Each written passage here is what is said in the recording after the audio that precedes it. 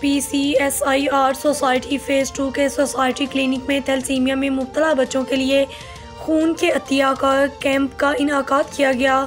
Camp का इनाकाद Fix Foundation, Rotary Club Lahore South and Red Crescent के बाहमी इश्तराक से किया गया। सूबाई वज़ीर इंसानी हकूक़ व अक़लियती अमूर एजाज़ आलम ऑगस्टीन ने कैंप का बाकायदा इफ्तिताह किया। इस मौका पर डॉक्टर नूरुज़्ज़मान के हमरा रेड क्रीसेंट और सोसाइटी के मेंबरान भी मौजूद थे। नौजवान की बड़ी तादाद ने कैंप में मुफ्त टेस्ट की सहूलत से फ़ायदा उठाया।